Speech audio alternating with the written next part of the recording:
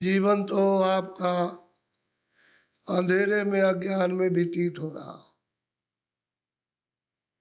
दिन में काम करते हो और शाम को घर में बाल बच्चों की सेवा करके सो जाते हो। इतना ही आपका काम और दिन रात का है। इसके आगे ये नहीं सोचना कि मैं कहाँ से आया हूँ और मैं कहाँ जाऊंगा। ये आपको मालूम नहीं होता है कि ये मनुष्य शरीर कितना अमूलक है और ये बार बार नहीं मिलेगा। ये आपको किसी ने नहीं बताया कि इस मनुष्य शरीर का असली काम, असली उद्देश्य है, किस काम के लिए आपको यहाँ मृतलोक में ये दिया गया है। तो इसको सब लोग बस इस झगड़े झंझट में, खाने पीने में, उठने बैठने में, लड़ाई झगड़े में, इसमें सब बिता देते हो। रात को भी वही संकल्प देखते हो और दिन को भी वही देखते हो। ना आपके हाथ में रात का पड़ेगा और ना आपके हाथ में दिन का पड़ेगा। ये मनुष्य शरीर थोड़े दिन के लिए उसने आपको मालिक ने दिया और ये कहा कि देखो मेरा ये मनुष्य शरीर दिया हुआ ये साफ सुथरा है और तुम इसमें बैठकर अपनी जीवात्मा का कल्याण, अपनी जीवात्मा को भगवान के पास में पहुंचा दो। हमारे मकान को गंदा मत करना।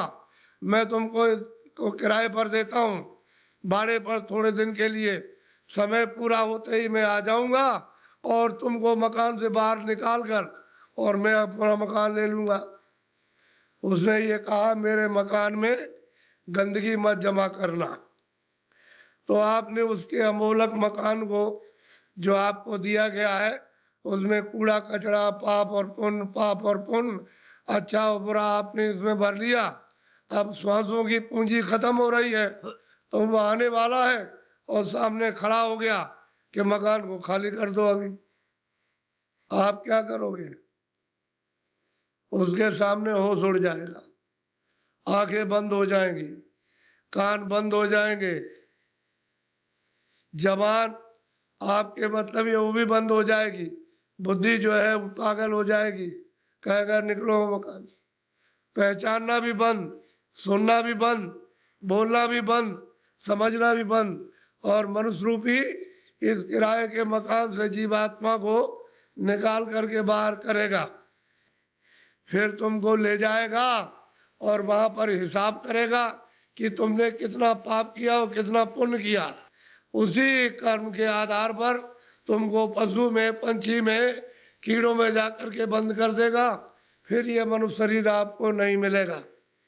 ये अमोलक उसने आपको ये निधि दी है। हमको ये चाहिए कि इसमें जीवात्मा बैठी उसको जगाया जाए। तो आप किसी से रास्ता पूछते नहीं हो, भाई किस रास्ते से भगवान देखा जाएगा, किस रास्ते से मिल जाएगा। कोई रास्ता है मनुष्य रूपी मंदिर में? तो सबके पास भगवान के पहुंचने का रास्ता मनुष्य रूपी मंदिर में, कहीं बाहर नहीं है कि तुम पूरब में जाओ, पश्चिम में जाओ, उत्तर में जाओ। तुम्हारे मनुष्य मकान में उसके पाने का, देखने का, दर्शन का और जीव को यानी मतलब ये है कि पार करने का इसी से रास्ता। तो तुम किसी जानकार के पास जाते हो, उससे पूछते कि भाई भगवान के मिलने का कोई रास्ता है, तो वो बता देता आपको और फिर कहता कि देखो ये रास्ता है, इससे चलो। तो देवी और देवता और भगवान और ब्रह्मा और विष्णु महादेव और ईश्वर और ब्रह्म सब मिल जाएंगे। तो आप तो दिन भर इस काम में लगे रहते हैं। दिन गया धंधे में, रात गई सोई। हीरा जलम अमोल था, कौड़ी बदले जाए। क्या आपने कर दिया मनुष्य शरीर पाकर? क्योंकि ये तो अमोलक मनुष्य शरीर है। सारे संसार की दौलत को एक जगह रख दिया जाए और इसकी आरती की जाए कि हमको फिर से मनुष्य शरीर ये खड़ा कर दो, दे दो, इसमें जीवात्मा को वापस ले आओ, तो ये धन दौलत नहीं कुछ कर सकता।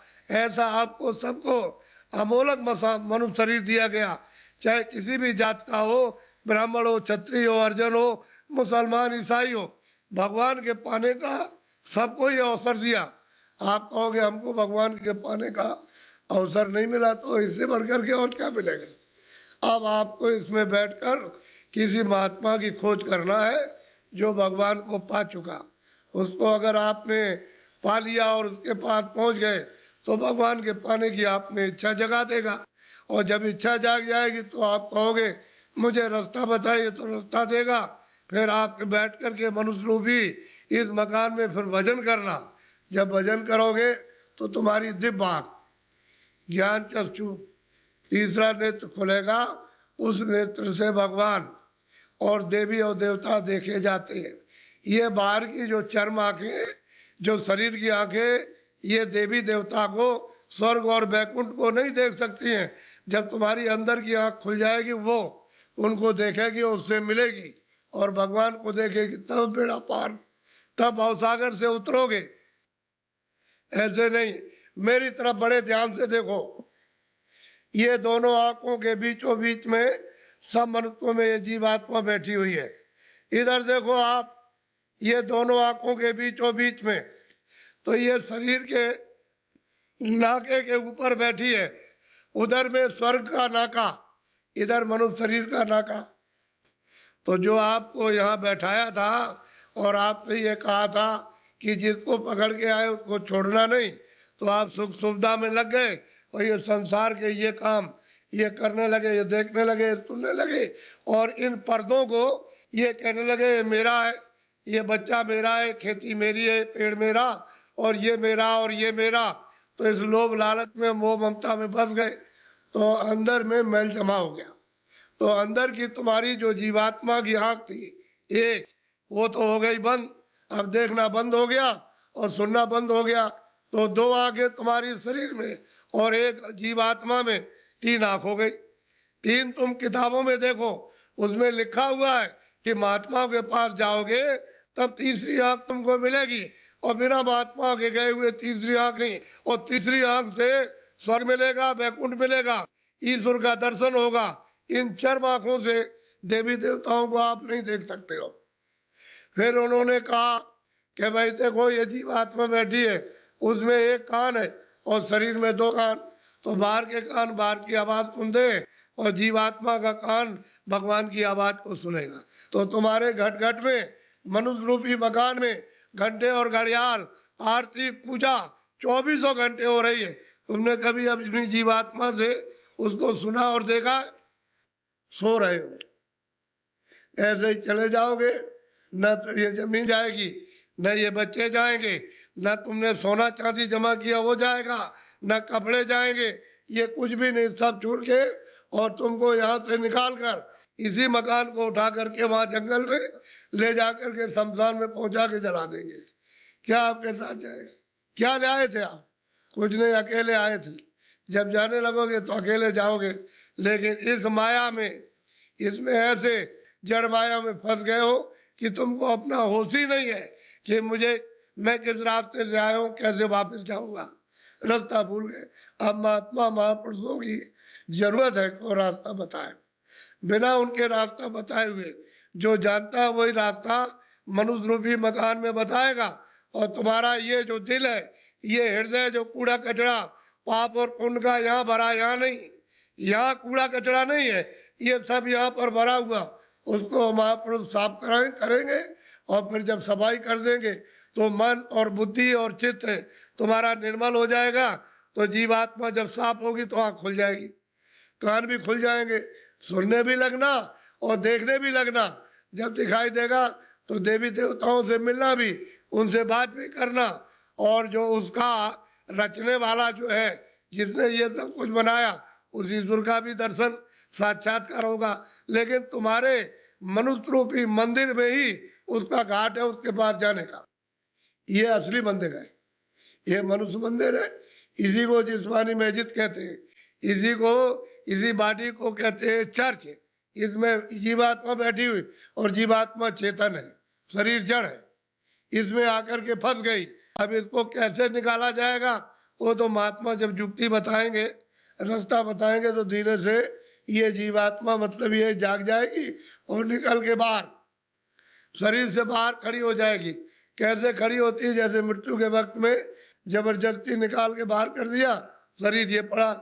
ऐसे ही साधन भजन करने पर जीवात्मा अलग हो जाती है और शरीर ये पड़ा वो अलग हो गई। तभी तो आप परमात्मा को देख सकोगे। जीत है जी। सबने कहा है कि मनुष्य रूपी मंदिर में जीवात्मा को घाट पर ला करके जगाओ तो दिव्य नेत्र ज्ञान चक्षु खुल जाए तो जीते जी भगवान को पाओ। अरे भाई मीरा ने जीते जी पाया, तुलसीदास ने जीते जी पाया, रैदास जी ने जीते पाया। जब कलयुग में इन लोगों ने जीते जी बहुत महात्मा महापुरुषों ने और सेवकों ने प्राप्त कर लिया, वैसे आप भी कर सकते हो, लेकिन कोई महापुरुष प्राप्त करने वाला मिलना चाहिए। वो नहीं मिलेगा तो जीवन अपना ऐसे ही चला गया। ये जो आप कर्म करते हो ये इंद्रियों का बाहर का कर्म है, जड़। तो जड़ कर्म से जड़ चीज मिलेगी। जड़ कर्म करोगे, इंद्रिया जड़ है, आंख भी जड़ है, कान भी जड़ है, मुख भी जड़ है, हाथ भी जड़ है, पैर भी जड़, ये सारा शरीर जड़ और ये सब सामान जड़ है। तो तुमने जड़ की पूजा, जड़ की प्रार्थना, जड़ का काम और जड़ के कपड़े और जड़ का जल और जड़ की अग्नि, जड़ की वायु, ये सब जड़ का, तो आप इसमें फंस जाओगे तो आपको जड़ चीज मिल जाएगी। और इस जीवात्मा को जब जगा लोगे मनुष्य मंदिर में तो फिर आपको चेतन चेतन मिलेगा।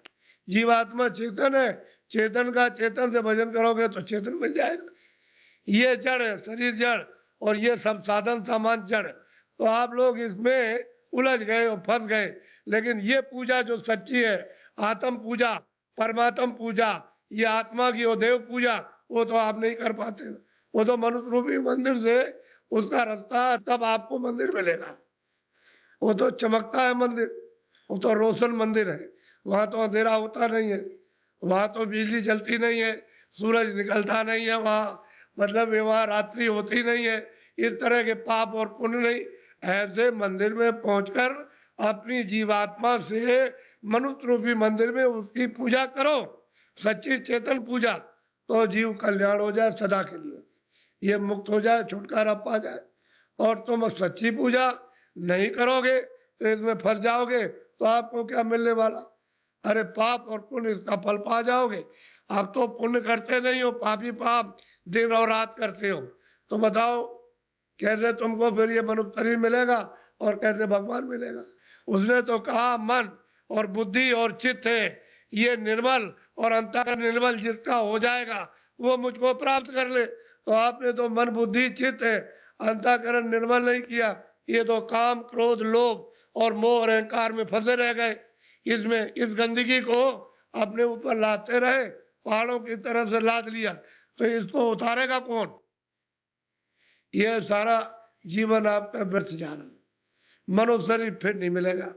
चार खाने बनाइए, पशु योनि, पंछी योनि, कीड़ों की योनि, फल की योनि, इसमें से निकाल के उसमें बंद कर देगा।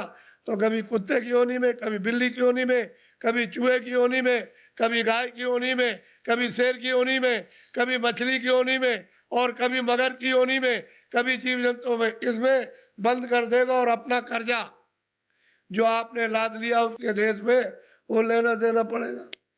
ये कर्जा का देश है बच्चा, ये देश अपने घर में जाने का नहीं है।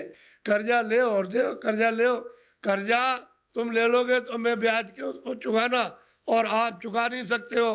तो कर्म कर्जा है, जो पाप पुण्य करते हो यहीं पर देना आपको, यही आपको जन्म लेना, यही मरना। इससे छुटकारा इस जीव का नहीं हो सकता। और जब जब मनुष्य शरीर मिला तब तब आपने बर्बाद कर दिया, अब की मिला उसको भी ऐसे ही गंवाए देते हो। ये फिर शरीर मिलेगा? अब की बार हाथ से चला गया तो ये गांव आपको, ये बच्चे आपको, ये सब कुछ देखने को आपको नहीं मिलेगा। वो दूसरी योनि में कई जंगल में बंद कर देगा, वहां करोड़ों वर्षों तक भटकते रहो, रोते चिल्लाते रहो, उस दुख और दर्द में कौन सुनवाई करेगा? और नरकों में भेज दिया तो वहां कितने नाम के नरक हैं, उसमें सजाएं देगा, वहां से लौट के आ नहीं सकते हो। इस मनुष्य शरीर को सार्थक करो, किसी महात्मा की खोज करके उससे पूछो भगवान के मिलने का कौन सा रास्ता है, तो जो जानता होगा रास्ता तुमको मनुष्य शरीर में बताएगा। फिर घर में आके दिन में खेती करो, दुकान और दफ्तर का काम करो, शाम को बच्चों की सेवा करो, और 1 घंटे का समय लगाकर मनुष्य रूपी मंदिर में सच्चे भगवान का अपनी जीवात्मा से भजन, तब वो परमात्मा मिलेगा जीते जी। मरने के बाद बच्चा मिलने वाला नहीं है। तुम ये सोचते हो कि मेरे लोग पीछे के चले गए, वो स्वर्ग चले गए, उनकी कोई चिट्ठी पत्री तुम्हारे पास में आई है कि मैं स्वर्ग में पहुंच गया हूं? और तुम यहाँ बैठे हुए हो स्वर्ग के दरवाजे पर, और तुमको भी पता नहीं स्वर्ग क्या चीज है। अरे दरवाजे पे बैठे हो, इधर मनुष्य शरीर का दरवाजा, उधर स्वर्ग का दरवाजा, और मनुष्य शरीर में बैठ करके स्वर्ग में नहीं जा सकते हो, तो मरने के बाद पहुंच जाओगे। उनकी तो कोई चिट्ठी पत्री नहीं आई कि मैं यहाँ पहुंच गया हूँ, तुम भी चले आना। तुम भी चले आओगे, और न तुम जानते हो कि मेरे जाने वाले घर के कहाँ गए, उसका पता तुमको नहीं है। इसलिए मनुष्य शरीर के द्वारा अगर तुम पहुंच गए स्वर्ग में तो पहुंच गए, और ऊपर चले गए तो चले गए, और नहीं पहुंचे तो स्वर्ग जाने वाले मरने की बात नहीं हो।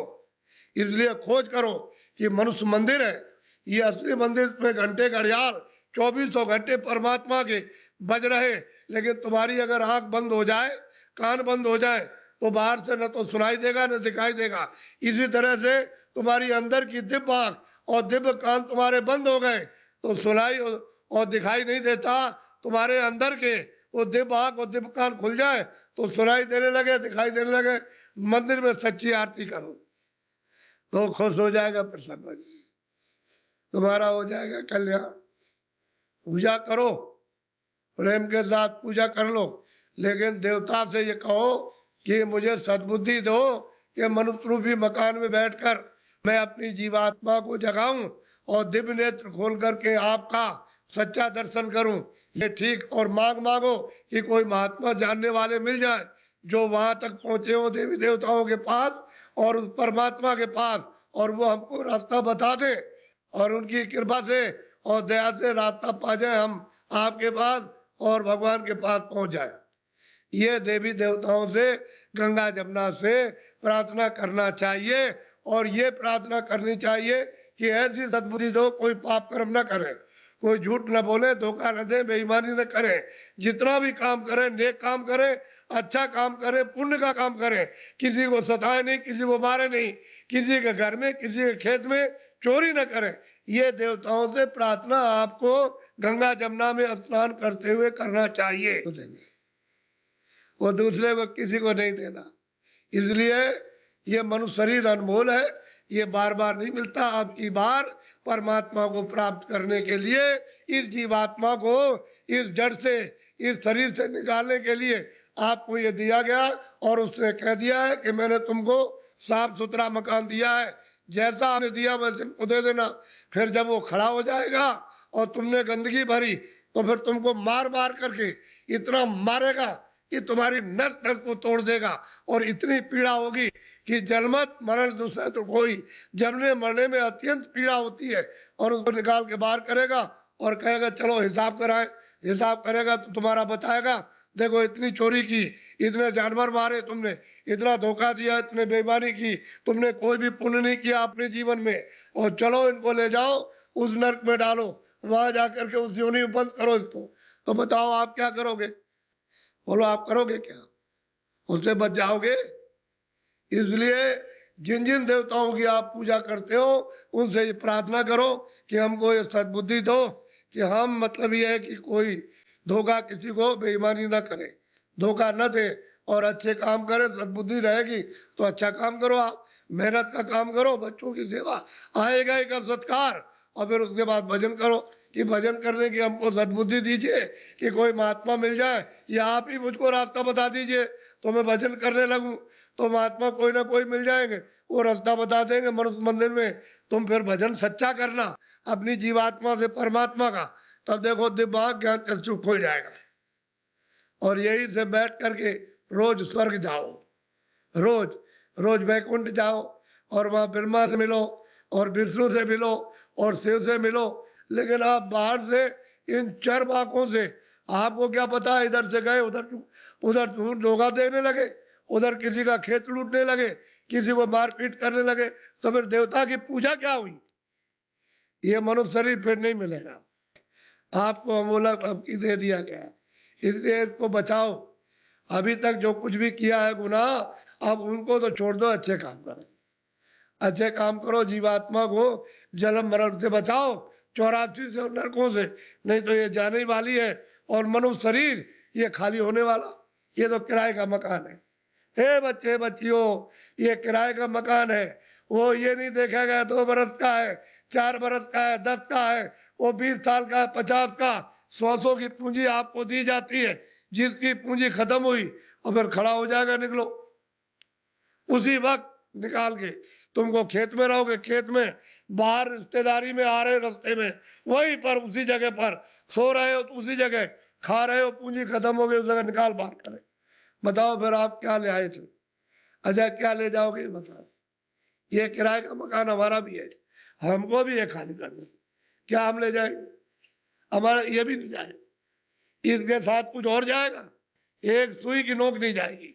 जब ये नहीं जाएगा, वो सामान तो वो पड़ा, ये पड़ा, इसको उठा करके उधर जंगल में फूक देंगे, उधर उधर ले जा करके, और न ये सामान मिलेगा और न ये उससे मिलेगा, न ये उसको देख सकता है, न सामान इसको देख सकता है। ये भी जड़ है और सामान भी जड़ है। और फिर चेतन में आप बेचारे चेतन को आपने क्या किया? गड्ढे में डाल दिया। इस चेतन की पूजा तब होगी जब चेतन को जगा लो, जीवात्मा को जगाओ, और दरवाजे पर दोनों आंखों के मध्य में जाग जाए, उसकी गंदगी दूर हो जाए, तब परमात्मा की पूजा करो, तब मिले। सुलभ है, सीधा है, आसान, सब कर सकते हैं, स्त्री, बच्चे, पुरुष, खेत में, खलिहान में, घर में, सुबह और शाम। तुम 1 घंटा समय नहीं निकाल सकते हो 24 घंटे में परमात्मा को प्राप्त करने के लिए?